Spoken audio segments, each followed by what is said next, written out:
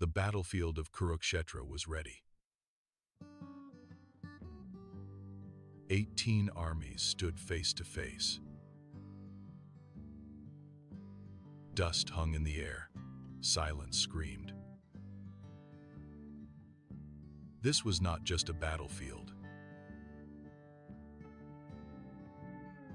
This was where human fear met truth. On a chariot stood Arjuna and Krishna. Arjuna lifted his bow, Gandiva.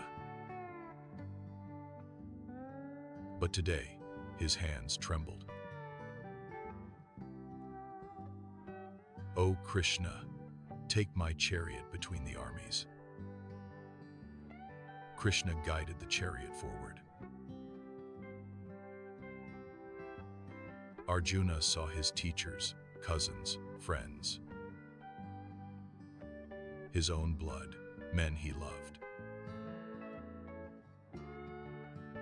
Arjuna's chest tightened, mouth went dry. His vision blurred, the bow slipped. This was not fear of death, but meaninglessness. What is victory with the blood of kin? What is life demanding death of love? O Madhava, I see no good in killing relatives. I desire neither victory, kingdom, nor pleasure. What joy when those we love stand ready to die. The mighty warrior questioned life itself. His body shook, tears filled his eyes. My limbs fail, my mouth is parched. My mind is confused, I cannot fight. Arjuna sat down on the chariot floor. The warrior had fallen by attachment. This moment is the Gita's birth. Not when swords clashed, but when he broke. Arjuna looked at Krishna as a last hope. My duty confuses me. My mind is dark. I am your disciple. Please guide me. Krishna listened with compassion. The Gita is spoken to the lost. Arjuna's sorrow was the doorway to wisdom. Krishna was about to speak eternal truth. The soul does not die. Broken warrior sat on the chariot floor. Beside him stood Krishna, who knew all. Krishna spoke, "Arjuna, you grieve unwisely." Arjuna looked up, confused by Krishna's words. The wise grieve not for the living or dead. Krishna shattered Arjuna's beliefs about life. Never was there a time you did not exist. Nor I, nor these kings before you. And never shall there be a time we cease. Krishna spoke of the soul, not the body. As the body ages, so the soul passes on. The wise are undisturbed by this change. You are not your childhood body, yet you are you. The body changed, but you did not. Krishna, that which cannot be cut, burned, wet, or dried. That is the soul. Weapons cannot kill it. Fire cannot burn it. Water cannot drown it. The soul is unborn, eternal, ever existing. It is not slain when the body is slain. Arjuna's fear was the illusion of death's finality. Krishna destroyed that illusion with truth. If you think you kill, you are mistaken. The soul neither kills, nor is killed, Arjuna. This was liberation. Fear dies with this belief. Krishna, as a person discards worn-out clothes, so the soul enters new bodies, Arjuna. Death was not an ending, but a change. Arjuna's breathing slowed, the battlefield faded. For the first time, he saw beyond death. Krishna, O Arjuna, knowing this, why grieve? Duty remains. A warrior's path is righteous battle. To abandon duty out of fear is dishonor. Krishna pulled him toward clarity, not violence. You are the soul, and the soul is eternal. Life is never the same again. Jai Shri Krishna. The soul is eternal. Death is not the end. Arjuna had heard the truth, yet his heart was restless.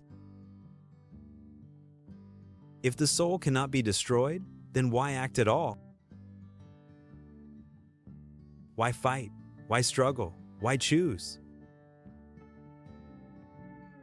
Krishna saw the question forming before Arjuna spoke it. Krishna, Arjuna, no one can remain without action, even for a moment. Even in silence, the mind acts. Even in retreat, desire acts. Action is unavoidable. Every human is forced to act. To run from action is not renunciation, it is escape. One who restrains the body but dwells on sense objects in the mind? That person lives in self-deception. Krishna exposed a dangerous illusion. Doing nothing isn't freedom. Krishna, perform your duty, Arjuna, without attachment. For action is superior to inaction. This was the birth of Karma Yoga, action without greed or fear. Action offered without demand. Krishna, you have the right to perform your duty, but not to the fruits of action. Do not let the results be your motive. This one line has destroyed more suffering than any weapon.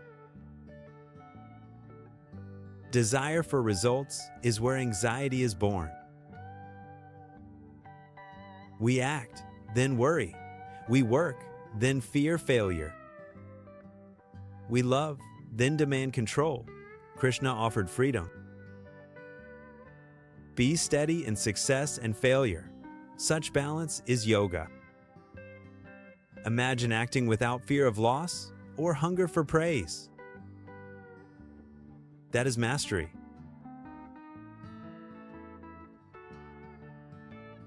Actions bind the world when performed with attachment. Free actions are those done as a sacrifice. Sacrifice means offering. Work as worship, effort as devotion. Work done for self alone leads to bondage. Work done for the greater good leads to liberation. Krishna taught humanity how to live. Perform your duty, established in yoga. Abandon attachment. For the warrior, this meant battle. For us, it means life. Arjuna's confusion dissolved. He was asked only one thing: to act rightly. Freedom lies in letting go of results. Peace rises naturally. Arjuna wondered, is knowledge or action higher? Krishna, both renunciation and selfless action lead to freedom, but selfless action is superior. Wisdom isn't escape, action isn't bondage. The problem is ego. One who acts unattached, performing duty without desire, is a true renunciate. Renunciation is not in forests, but in the mind. Abandoning desire is true renunciation. Many flee responsibility seeking peace. Peace isn't leaving the world, but understanding it. The wise see no difference between action and inaction. They see the self in all actions. To the wise, action flows without attachment. To the ignorant, even silence is restless. Those who act in knowledge, offering all actions to the divine, are untouched by sin, like a lotus leaf by water. Living fully, yet untouched by chaos. Krishna, let actions be guided by wisdom. Let wisdom be proven through action. Krishna shapes a complete being, clear thinking, right action, selfless desire. Arjuna saw a life where duty didn't destroy peace. Knowledge didn't create pride. Action didn't bind the soul. True renunciation is freedom from ego. Wisdom without action is incomplete. Action without wisdom is blind. Krishna will reveal the secret of inner peace. How to act and remain calm. Freedom comes from living wisely.